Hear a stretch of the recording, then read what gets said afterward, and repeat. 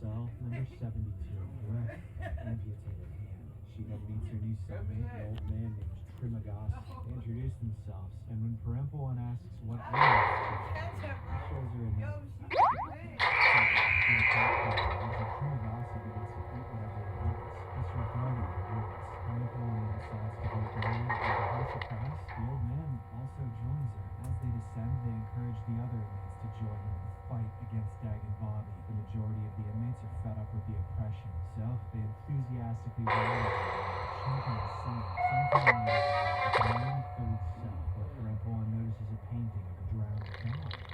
He's shocked. She quickly realizes that this must be what Sahabat was referring to earlier. She then informs the group that they have enough members in their army that should rest here. The group agrees with her suggestion and enthusiastically climbs down. They start sharpening their weapons in preparation for the fight against the oppressor, while Parental One looks at the painting with interest.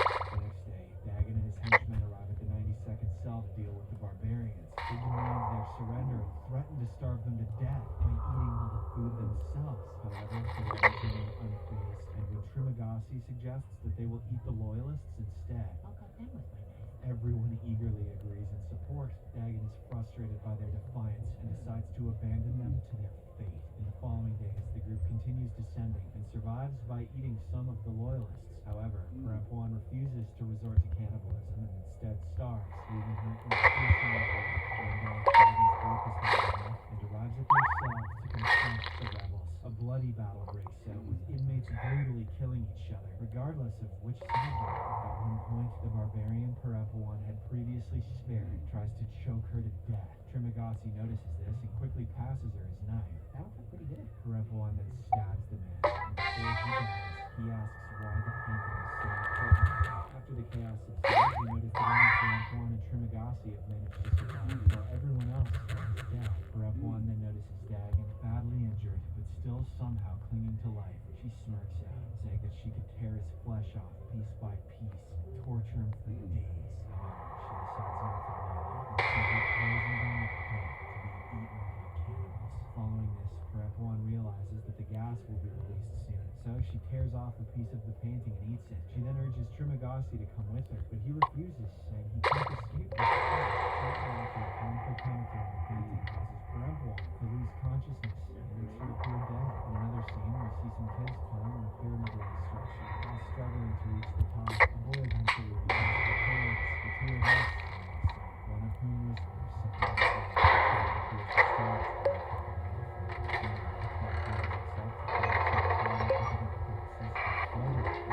she notices some masked guards in the distance collecting dead bodies. Parental One then devises a plan to reach the bottom level and seek an escape route. However, when she arrives at level 333, she sees the guards placing a broken window. Shocked and worries that they're going to escape the child. Well, it seems the facility keeps children as tools to manipulate prisoners and prevent any escape attempts. Parental One contemplates whether she should risk her life to save the she decides to do the right thing and helps the unconscious boy. They descend together to the bottom, and on the way, she repeatedly hits her head against the side of the prison, losing a lot of blood. In the final scene, they arrive at the bottom of the pit, where a group of cannibals greets them. Surprisingly, they didn't want to attack, and the woman tells Parental One that her journey is over. However, the child still has to live and has a chance to get away. Parental One is confused, but she reluctantly climbs down from the platform and joins the cannibals. The movie then comes to an end as the platform ascends back. Oh, come on, what? That was whack and bad. That was real whack, bro. No, I didn't see the whole one. That's the first time I told you. Oh, what happened? Oh, What's the name, huh? oh God, I can't take this here. What you about to do to it? Yeah, What you about to do to it? It's all. What? I need the glasses. My son's good. Marvelous.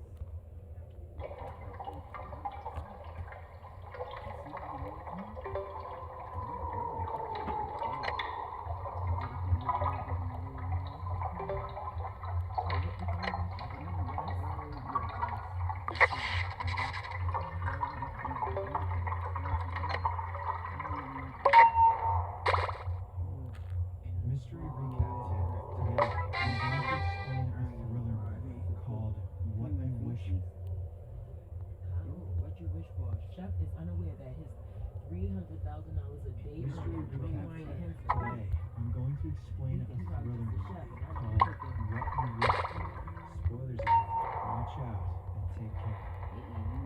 begins with an American chef named Ryan Mosley, who has just arrived in Colombia. As he exits the airport, he receives a call from someone named Rabbit, urging him to call back ASAP. It turns out Ryan has a gambling problem, which has left him in serious debt. He has no means of repaying it, so he fled the country and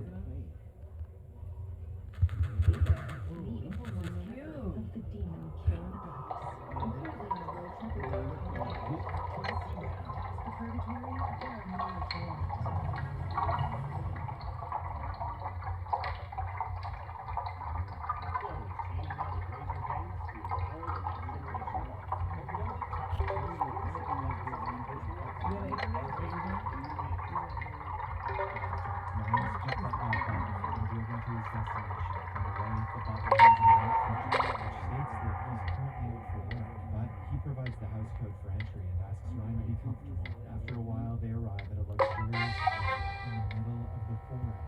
Ryan is astounded by the sight. He explores the house, finds some food in the fridge, and makes a meal. After eating, he sits by the pool and admires the beautiful view. A few hours later, Jack returns home and the friends embrace joyfully. It turns out Jack is also a chef, and the two went to culinary school together when they were younger. Ryan then admits to drinking some expensive wine he found, but Jack clarifies that it doesn't belong to him. He explains that his agency has rented the entire villa for a week.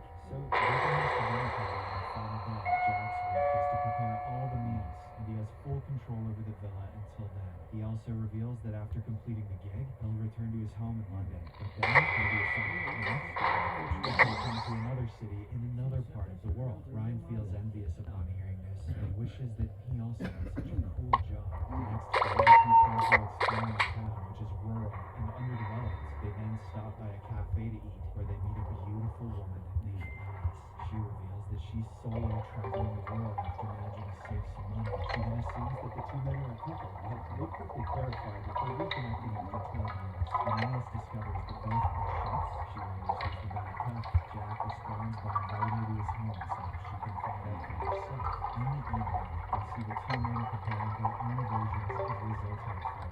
Alice has been blindfolded and carefully tastes the dishes. Though she is impressed by both of their skills, she leans slightly towards Ryan's dish. This makes him overjoyed, and he jokingly brags to his friend about being the better chef. The trio then proceeds to the pool, where they drink and have a great time. During this, Alice and Jack begin flirting, and they eventually spend the night together. The next morning, Ryan receives another text from Rabbit, who threatens that he only has 3 days left to pay the money. This puts Ryan under a lot of pressure, as he realizes that his family's life might be in danger. Shortly after, he exits the room and learns that Alice has already left. Jack also departs for work, leaving Ryan all alone in this luxurious villa. As the hours pass, he becomes increasingly worried about his situation and starts snooping around the house. He eventually finds Jack's laptop, which has his bank details logged in. To Ryan's shock, he discovers that his friend has a whopping £1.7 million stashed in his UK-based accounts. When Jack arrives at home that night, he appears visibly upset. The two friends sit by the pool, and Jack admits that he's frustrated with the selfishness and greediness of rich people. He also reveals that a part of his job involves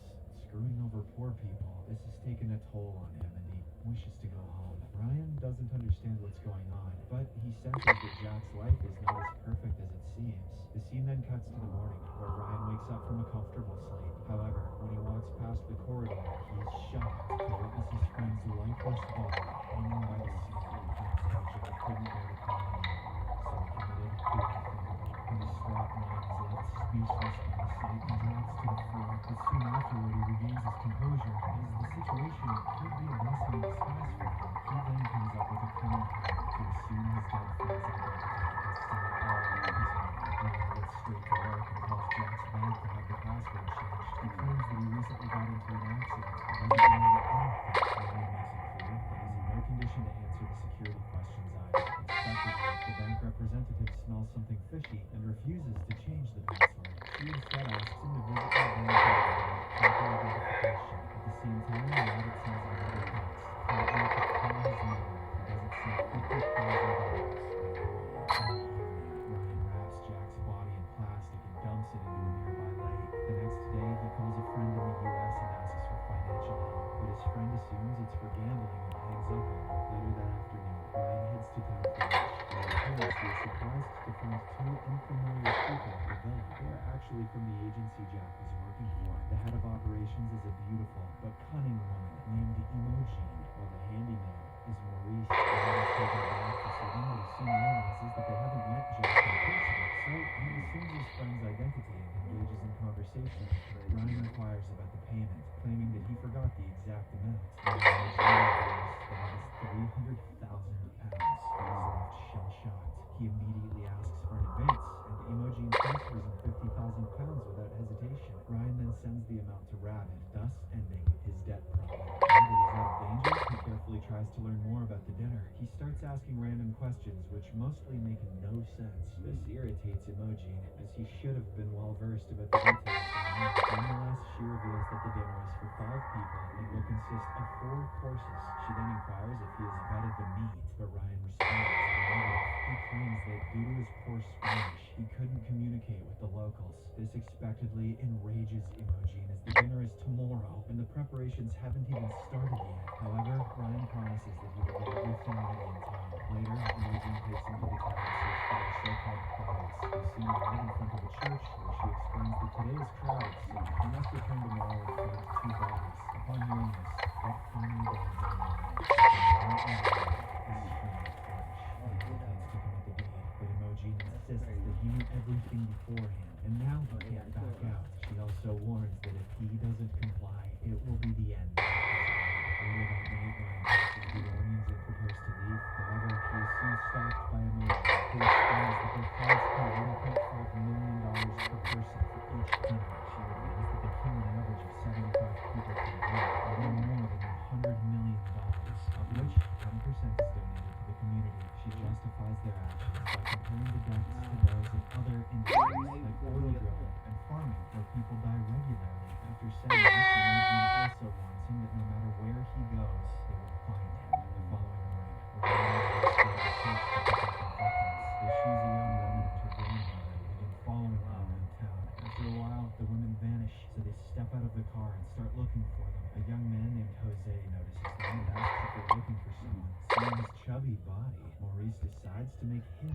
their victim. He pretends that his car broke down and asks for help in repairing it. He also offers a good compensation, and this entices the man. But as soon as Jose gets under the car, Maurice fatally shoots him in the head. The two then proceed to load the body, but a cop named Gallo suddenly arrives with the 2 women from before. He doesn't notice the corpse beneath the car and questions why they were following the women. Maurice quickly fabricates a story saying they're architects, planning to build a hotel in the area. He also makes it clear that they weren't following anyone and were simply checking out the location. He then hands out his business card to prove his identity as an architect. Officer Gallo seems to be satisfied by this, and he leaves with the women. Afterward, the 2 men load up the body and drive away. They soon arrive at the villa, and Maurice explains that since the cops are involved, they'll have to make do with this one. Imogen notices that the victim is quite bulky, so she doesn't mind. She then takes Ryan to the slaughterhouse and orders him to cut up Jose. She also informs him that there's a special request for tongue and asks him to prepare it as dessert.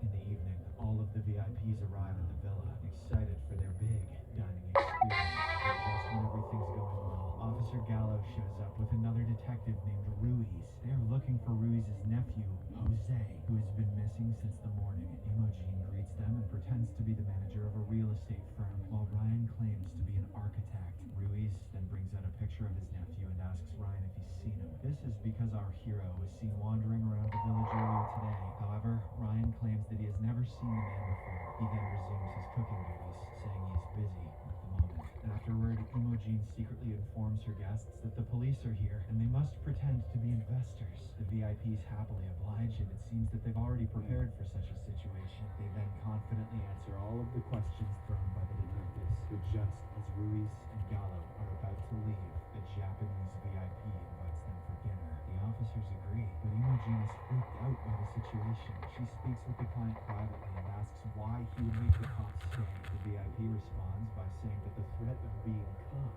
makes the experience even more fun. Given the fact that he is a regular and a wealthy client, Imogen reluctantly agrees with him. Shortly after, Ryan begins serving food to the guests, and they absolutely love it. Officer Gallo soon gets tired and leaves for home, while Ruiz stays behind and checks his guests.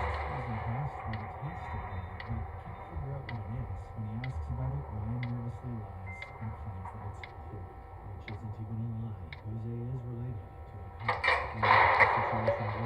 when Alice arrives at the door. She appears to be drunk and wants to see Jim, probably to help put herself in order. Imogen urges her to go away, saying they're in the middle of something important, but Alice is pretty much left with no options. Imogen takes her to the kitchen, where Ryan is currently working. Alice is surprised to hear him being referred to as Jim, but doesn't say anything.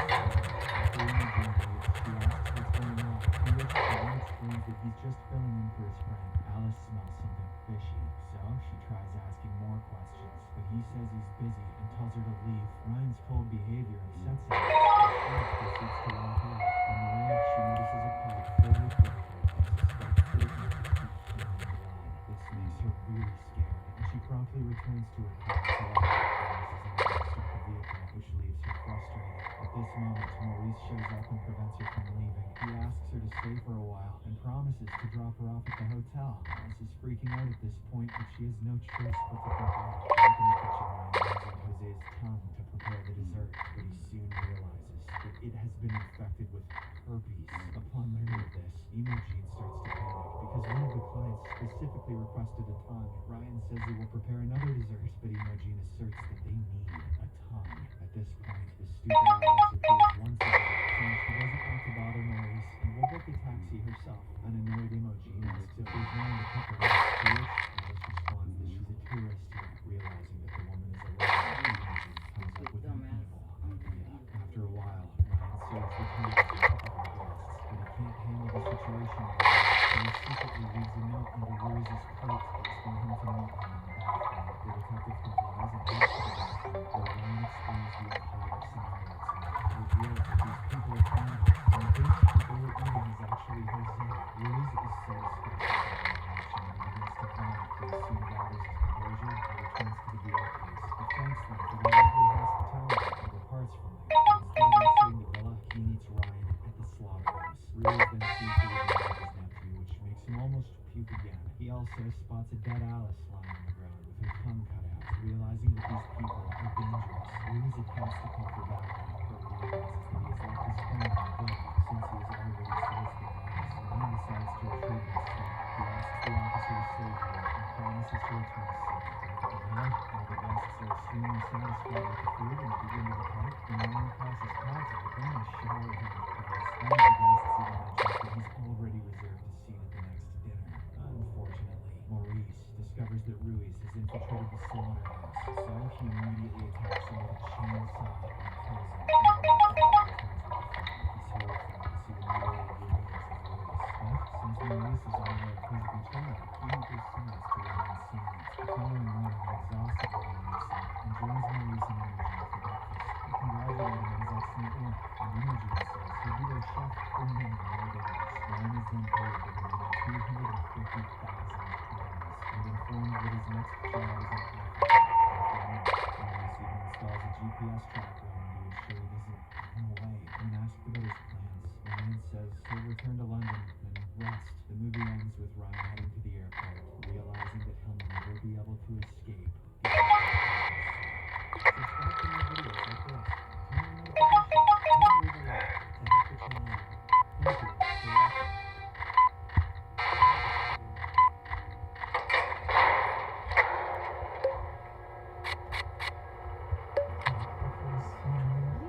Passion, we've got determination. Like, and if we set our sights on something, you better believe it's happening. I always feel like our content with. At the beginning of the film, we are introduced to a wealthy businessman named Jim. He owns several businesses, most of which are restaurants. Jim is a culinary art enthusiast and is very particular about the food sold in his restaurants. He spends hours.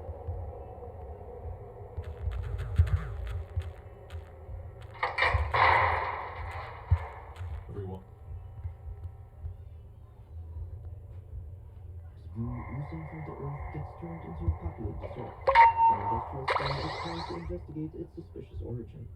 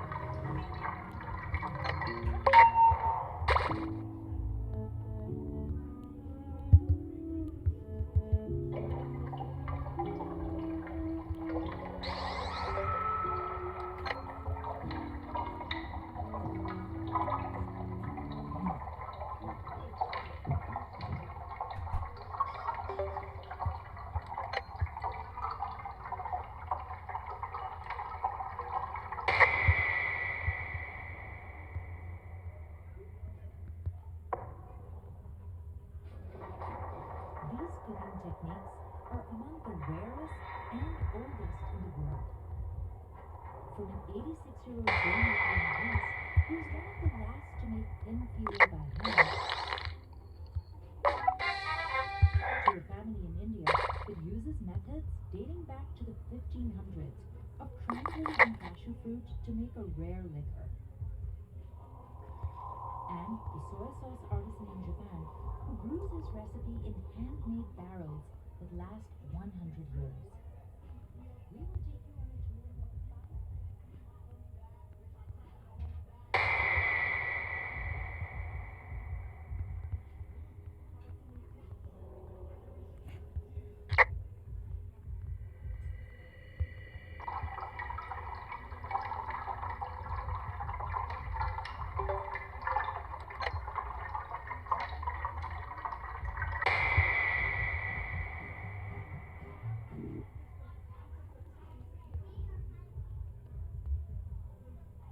Begins by introducing a man named Ishan, who works in a hospital.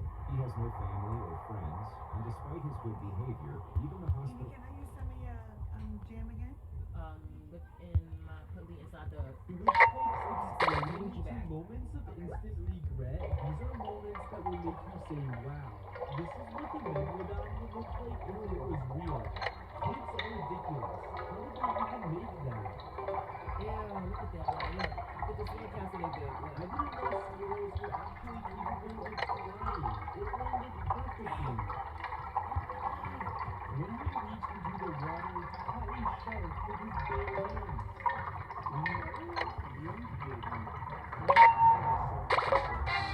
off his magic trick to the monkey.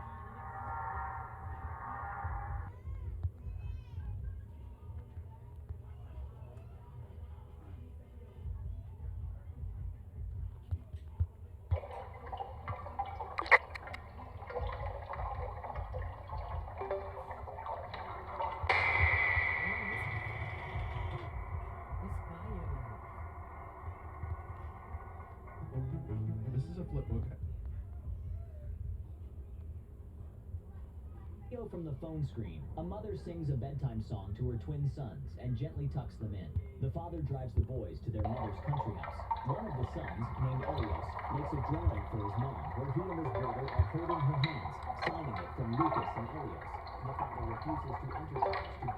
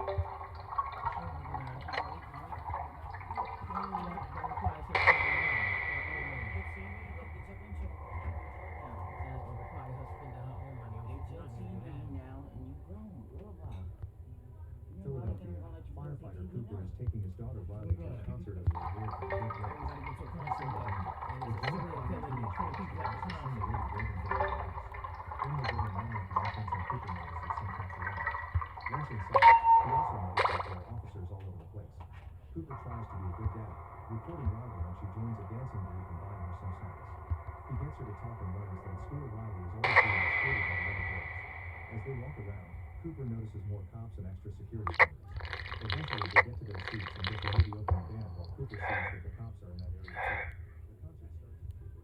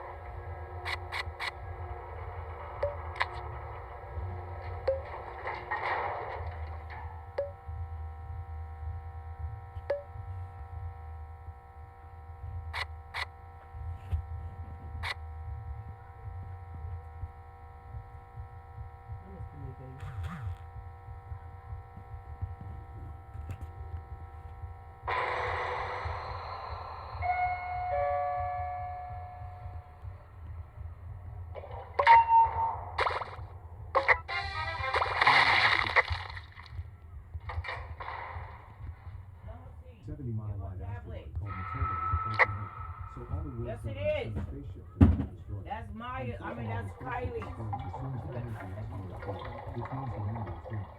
In 3 weeks, the asteroid will have broken all land for life. Married couple dodge immediately to use it on the planet. However, Dad doesn't react. He just mentions they missed the race. Linda can't take his attitude anymore and bandits up the bit.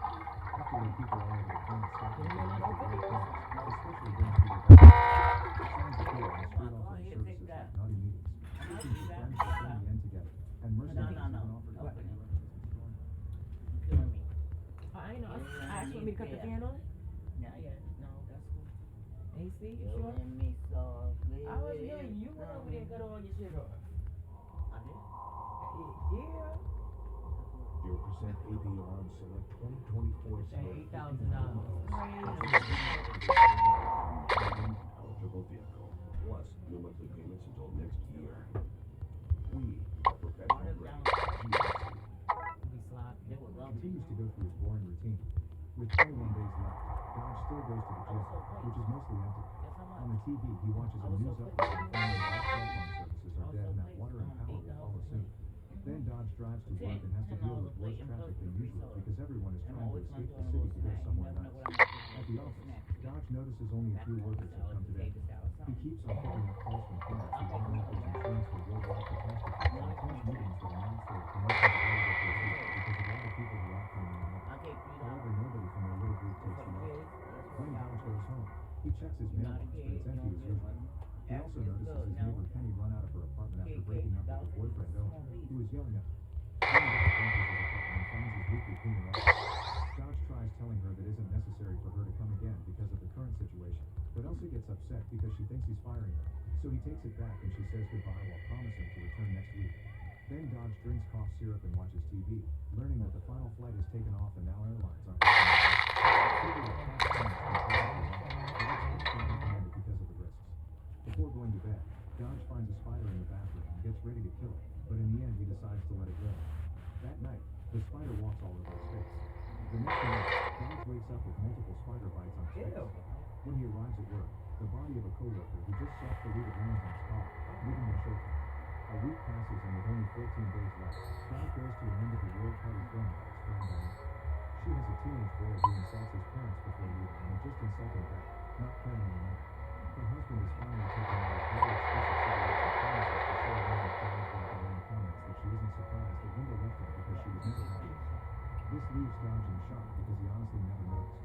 Diane insists on setting Dodge